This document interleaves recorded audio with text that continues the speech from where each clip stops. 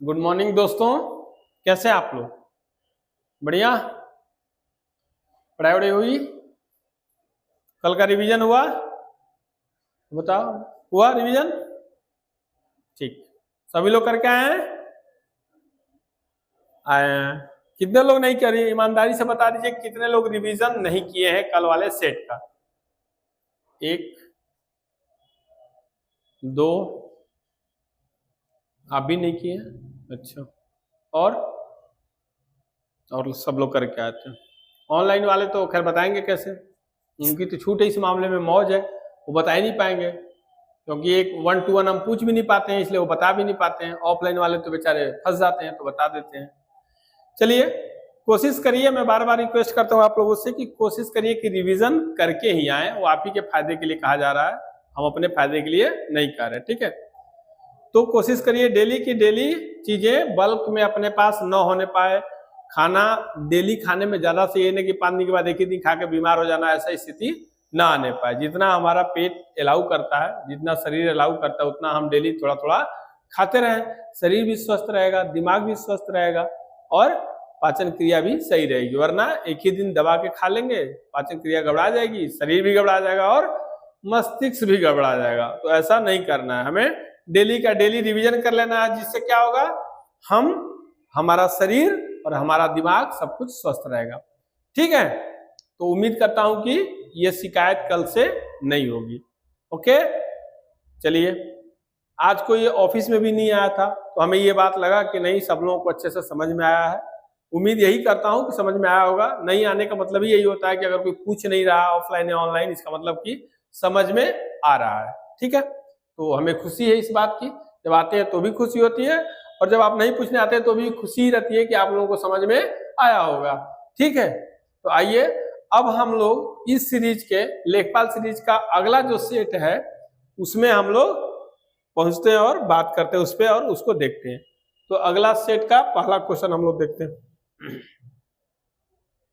अपने सेट का पहला क्वेश्चन हम लोग देखते हैं।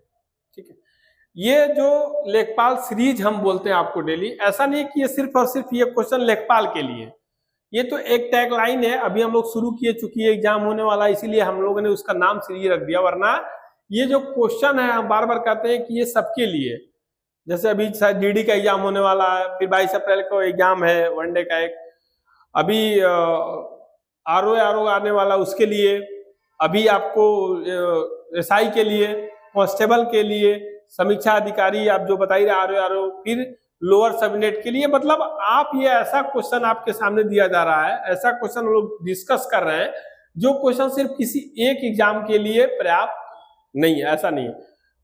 कई एग्जाम इससे आप कवर कर सकते हैं, किसी एक एग्जाम के लिए बंधा हुआ क्वेश्चन नहीं है। ठीक है, ऐसा नहीं है कि सिर्फ और सिर्फ लेखपाल में आएगा, इसमें ऐसा ये मिसलेनियस क्वेश्चन आपके पास जा रहा है जो ज्यादातर एग्जाम कवर करेगा ये।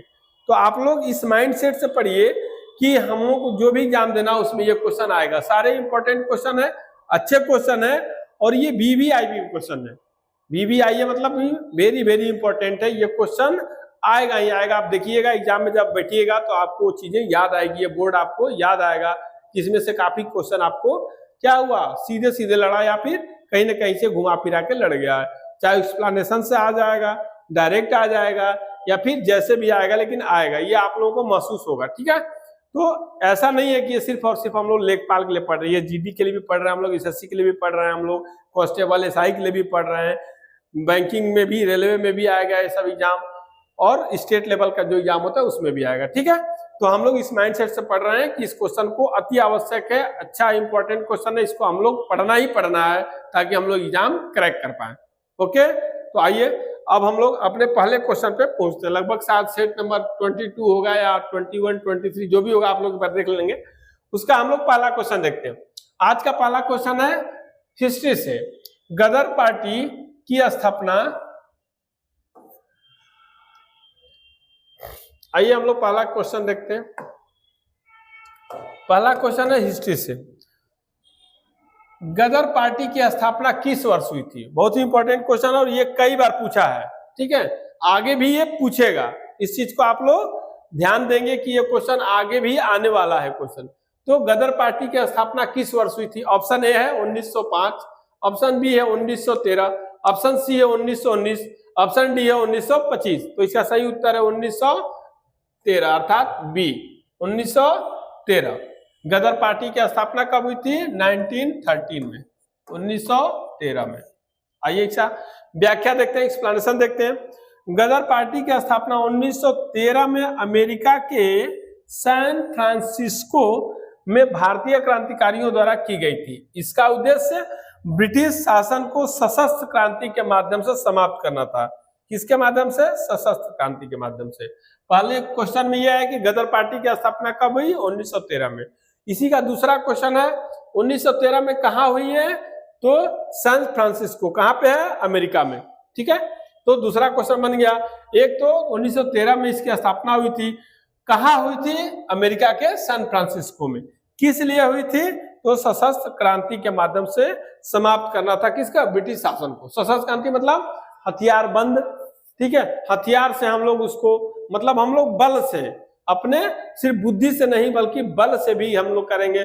हम लोग युद्ध लड़ेंगे, हम लोग क्रांति करेंगे, आंदोलन करेंगे, इन केन प्राकेट कैसे भी हो अंग्रेजों को भारत से भगाना है, बाहर करना है, ब्रिटिश शासन को समाप्त करना है। एक तो हो गया असहयोग आंदोलन जो गांधी जी का रास्ता था, एक था भगत सिंह वाला रास्ता। तो हम लोग क्या करेंगे?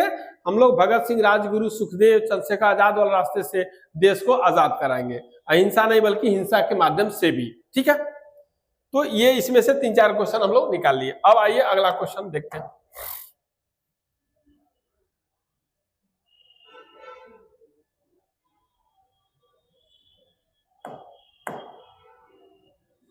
अगला क्वेश्चन भी हिस्ट्री से ही है, इतिहास से ही है।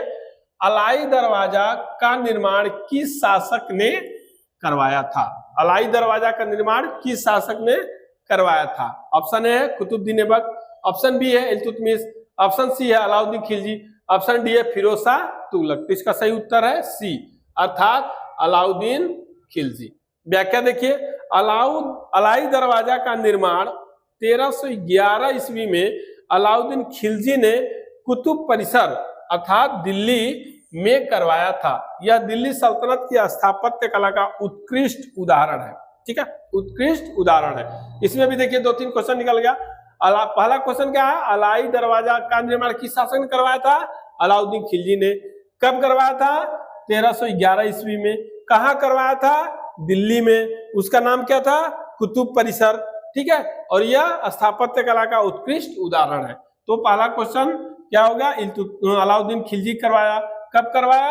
1311। कहाँ करवाया? दिल्ली कुतुब परिसर में। ठीक है, तो आप देख रहे होंगे कि एक ही क्वेश्चन से, उसके एक्सप्लेनेशन से हम लोग 4-5 क्वेश्चन बना ले रहे हैं। मतलब अगर हम लोग डेली 10 क्वेश्चन पढ़ रहे हैं तो हम लोग 10 नहीं पढ़ रहे हैं बल्कि 40 से 50 क्वेश्चन पढ़ रहे हैं। ठीक है, और ये हम लोग के लिए बहुत ही फ्रूटफुल होने वाला है, बहुत ही लाभदायक होने वाला है। क्योंकि 40 क्वेश्चन अगर आप 15 मिनट 20 मिनट के पढ़ाई से पढ़ पा रहे हैं, याद कर पा रहे हैं, तो सोचिए कि अगर आप 365 दिन पढ़ लिए या 1 महीना पढ़ लिए, 2 महीना पढ़ लिए, तो इतना आपके पास बैंक हो जाएगा क्वेश्चन का कि उससे अधिक आने की संभावना न के बराबर है। ठीक है, आइए अगला क्वेश्चन देखते हैं।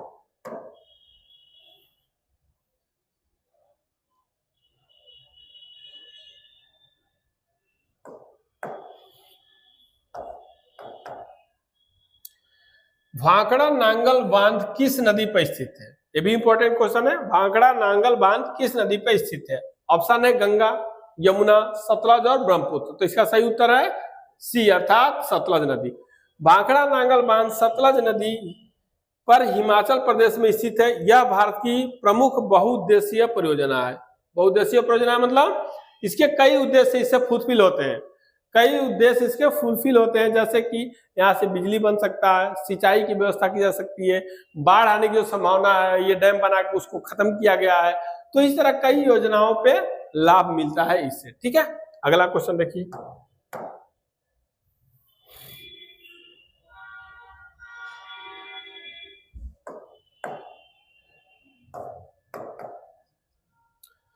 डोलड्रम किससे संबंधित है? डोलड्रम किससे संबंधित है? बहुत ही अच्छा क्वेश्चन, इंपॉर्टेंट है, आएगा ही आएगा। आप लिख के ले लीजिए, ये सब क्वेश्चन आएंगे ही आएंगे, खासतौर पर ये क्वेश्चन तो आएगा ही।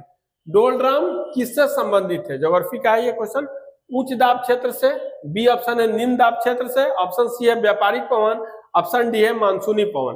तो ऑप्शन बी सही है इसका, अर्थात निम्न दाब क्षेत्र से। अब व्याख्या देखिए, डोलड्रम विषुवतीय क्षेत्र में स्थित निम्न दाब का क्षेत्र है जहां पवनें बहुत धीमी या शांत होती है। इससे इंटरट्रॉपिकल कन्वर्जेंस जोन ITCZ भी कहा जाता है। अब देखिए यहां भी कई क्वेश्चन बन गए। पहला क्वेश्चन कि डोलड्रम किसे कहते हैं, किसे कहते हैं, निम्न दाब क्षेत्र को कहते हैं, लो प्रेशर बेल्ट होता है ये, ठीक है। यहाँ ये कहाँ होते हैं, ये विषुवतीय क्षेत्र में होते हैं। यहाँ पे निम्न दाब क्षेत्र होता है जहां पवनें कैसी होती है, धीमी हो जाती है या फिर शांत हो जाती है। जहां पवनें धीमी या शांत हो जाएंगी, स्वाभाविक सी बात है वहां पे क्या हो जाएगा, निम्न दाब का क्षेत्र बन जाएगा। क्योंकि उच्च दाब का क्षेत्र हाई प्रेशर बेल्ट तभी बनेगा जब वहां से पवनें बहुत तेज गति से ऊपर उठेंगी, और उस एरिया को भरने के लिए जब पवनें बाहर से बहुत तेज आएंगी तभी वो हाई प्रेशर बेल्ट होगा। लो प्रेशर बेल्ट तभी है जब वहां पे पवनें धीमे हैं या फिर ठंडी है, ठीक है, या शांत है। ओके, आइए अगला क्वेश्चन देखते हैं।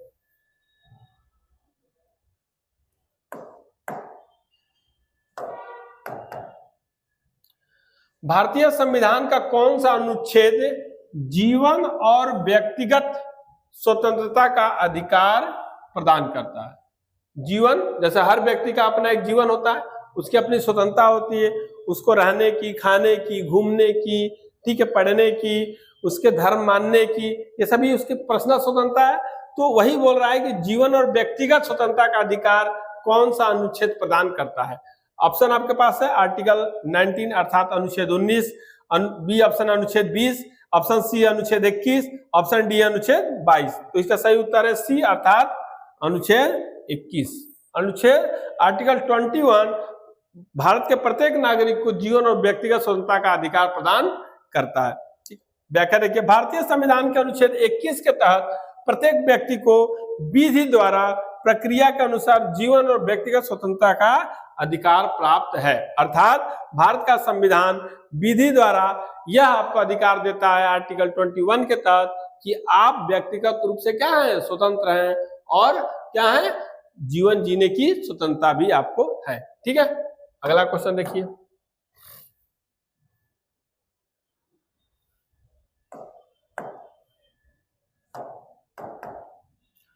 अगला क्वेश्चन है कि लोकसभा के अध्यक्ष का चुनाव कौन करता है? जो लोकसभा के अध्यक्ष हैं, जो प्रेसिडेंट है लोकसभा के, उसका चुनाव कौन करता है? तो ऑप्शन ए है राष्ट्रपति, ऑप्शन बी है प्रधानमंत्री, ऑप्शन सी है लोकसभा के सदस्य, और ऑप्शन डी है राज्यसभा के सदस्य। क्योंकि लोकसभा के अध्यक्ष है तो स्वाभाविक सी बात है कि ऑप्शन सी सही होगा। लोकसभा के सदस्य ही मिलके, इसके मेंबर ही मिलके इनका चुनाव करते हैं। तो अब इसकी व्याख्या देख लीजिए। भारतीय संविधान के अनुसार लोकसभा के अध्यक्ष का चुनाव लोकसभा के सदस्यों द्वारा किया जाता है। मतलब इसमें राज्यसभा का कोई इंपॉर्टेंट रोल नहीं होता, कोई रोल नहीं होता, नहीं प्रधान नहीं राष्ट्रपति का, डायरेक्ट करते हैं। इसे किसे करते हैं? लोकसभा के सभी सदस्यगण मिलके लोकसभा के अध्यक्ष का चुनाव करते हैं। अगला क्वेश्चन देखिए।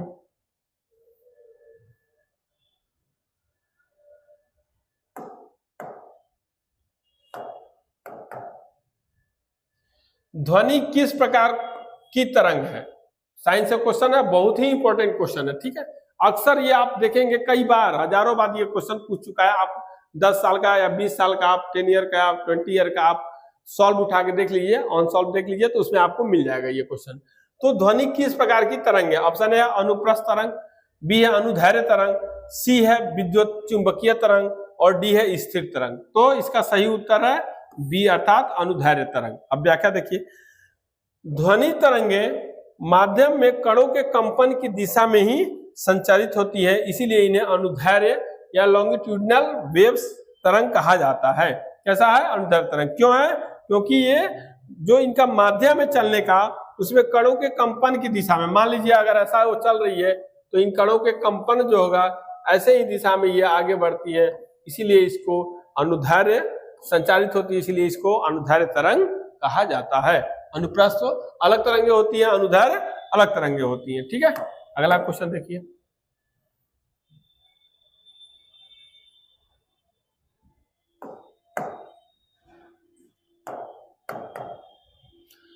वेग, वेग वेलोसिटी का एसआई मात्रक क्या है? अगला क्वेश्चन है मात्रक से हम आपको बताया था ना कि एक क्वेश्चन जरूर रहता है, हर एग्जाम में लगभग लगभग रहता है, तो आप लोग इसको जरूर याद रखिए। हम ही आपको इतना एसआई मात्रक याद करा देंगे कि अलग से कुछ करने की जरूरत नहीं है। समझ में आया? कुछ भी अलग से करने की जरूरत नहीं है। हम बार बार कई क्वेश्चन आपको दे देंगे, इतना ज्यादा आपके पास वो मात्रक याद करवा देंगे कि अलग से मात्रक याद करने की नौबत नहीं आएगी। आइए देखते हैं वेग वेलोसिटी का एसआई मात्रक क्या है। ऑप्शन ए है मीटर, ऑप्शन बी है मीटर पर सेकेंड, ऑप्शन सी है सेकेंड, ऑप्शन डी है न्यूटन। तो सही उत्तर है बी, अर्थात मीटर पर सेकेंड। किसका मात्रक? वेलोसिटी का। वेलोसिटी का मात्रक क्या होता है? मीटर पर सेकेंड। ठीक है, मीटर पर सेकेंड। व्याख्या देख लीजिए, वेग एक सदिश राशि है, यहीं से एक क्वेश्चन मिल गया। अदिश राशि सदिश राशि भी आपको पढ़ना होगा, वेक्टर और स्केल पढ़ना होता है। तो सदिश और अदिश राशि में भी एक क्वेश्चन पूछता है। एक क्वेश्चन तो है वेलोसिटी का क्या है सही मात्रक? मीटर पर सेकेंड। वेलोसिटी है क्या? तो एक सदिश राशि है जिसका एसआई मात्रक मीटर प्रति सेकेंड होता है। यह दूरी और समय के अनुपात को दिशा सहित दर्शाता है। मीटर पर सेकेंड, मीटर क्या हो गया? दूरी को, और पर सेकेंड, सेकेंड क्या हो गया? समय को। मतलब दूरी और समय को एक साथ ही अनुपात में दिशा दर्शाता है, इसीलिए इसको मीटर पर सेकेंड कहा जाता है। कैसा है ये? वेग, वेग का एसआई मात्रक है, और वेग क्या है? क्या है? सदिश राशि है। ठीक है, तो देखिए आप एक क्वेश्चन से 3-4 क्वेश्चन यहाँ भी निकल गया। सभी क्वेश्चन में आप अमूमन ऐसा देखेंगे कि हम लोग का जो व्याख्या है उस व्याख्या में आपको 2 से 3, 4, 5 क्वेश्चन आपको मिल ही जाएंगे। तो हम मान के चलते हैं कि हम एक दिन में अगर आपको 10 क्वेश्चन का सेट लगा रहे हैं तो सिर्फ 10 क्वेश्चन नहीं है, बल्कि 30 से 40 से 50 क्वेश्चन तक जाता है। ठीक है, अगला क्वेश्चन देखिए।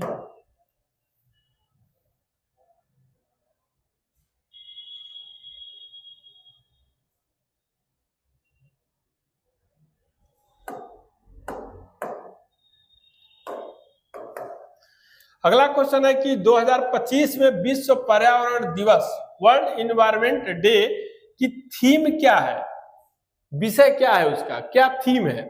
हम ये आपको बताया था कि हर साल जब हम वर्ल्ड इन्वायरमेंट डे मनाते हैं, विश्व पर्यावरण दिवस मनाते हैं, तो उसका एक फिक्स डे होता है और उसी दिन क्या होता है ये भी बताया जाता है कि इस साल का थीम क्या है। उस थीम पे हम काम करते हैं, उस विषय पे काम करते हैं।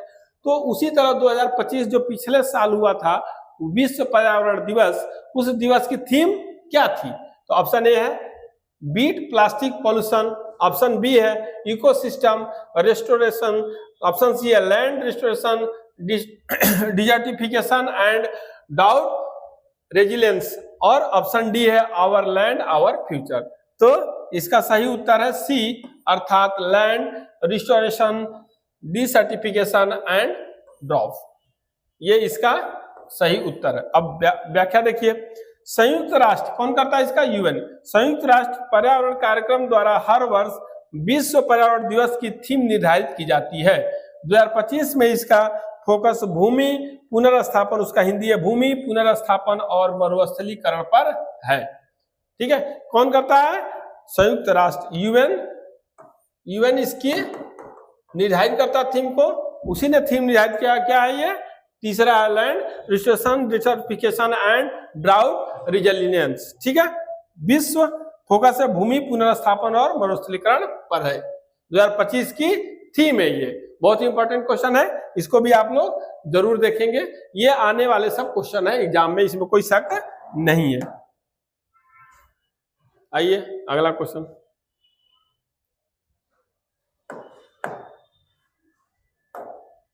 मैं जब ये कहता हूं कि ये क्वेश्चन आने वाले हैं, इसमें कोई शक नहीं है, तो ये सही में कोई शक नहीं है। इसको आप लोग देखिएगा, आप लोग पढ़िएगा, आपको खुद ही समझ में आएगा। जब एग्जाम में आप बैठेंगे आपको ये बात रियलाइज होगी कि जो बोर्ड पे कहा गया था, जो पढ़ाया गया था, वो बात सत्य थी। आइए अगला क्वेश्चन देखते हैं।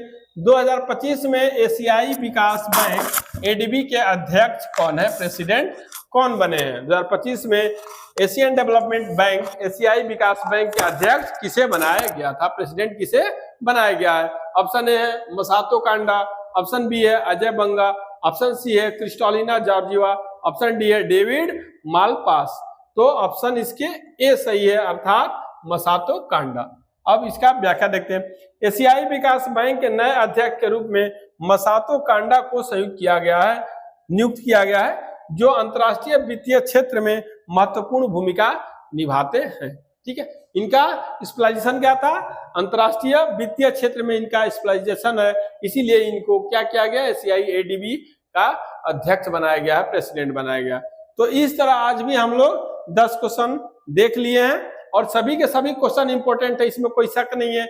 और सभी क्वेश्चन हम लोग 2-2 को 3-3 क्वेश्चन को भी निकाले, किसी किसी में 4 क्वेश्चन निकाले हैं, तो 10 का मतलब हम लोग 30 से 40 या 50 क्वेश्चन डेली पढ़ रहे हैं। उम्मीद है कि आज का जो क्वेश्चन हम आपके सामने दिए हैं या रखे या बात किए हैं या फिर डिस्कस किए हैं, उस क्वेश्चन को कल आप रिवीजन करके आएंगे, ताकि अगर मैं कल पूछ पाऊं तो आप लोग उसे बता पाए, उसमें कोई शक नहीं होनी चाहिए। उम्मीद ये भी करता हूं कि कल आप लोग कुछ बच्चे जिनको अगर थोड़ा भी दिक्कत होगी या नहीं भी दिक्कत होगी, वो ऑफिस में आएंगे, डिस्कस करेंगे, उसी बहाने हम लोग एक्सप्लेनेशन को और ब्रॉड करते हैं, कई चीजें और सामने खुल के आती है। ठीक है, तो आप लोग रिवीजन करके आएंगे। बार बार मैं ये रिक्वेस्ट कर रहा हूँ, जरूर ऑफलाइन ऑनलाइन दोनों जो सिस्टम से पढ़ रहे हैं दोनों लोग आएंगे। इसमें बार बार बता रहा हूँ इसलिए क्योंकि वो आपके फायदे का चीज है। ठीक है, तो मैं उम्मीद करता हूं कि जो बातें बताएगी कल उस पर आप लोग अमल करेंगे। आज बस इतना ही, कल फिर हम लोग नए सेट के साथ मिलेंगे। तब तक के लिए धन्यवाद, गुड डे, आपका दिन शुभ हो, नमस्कार।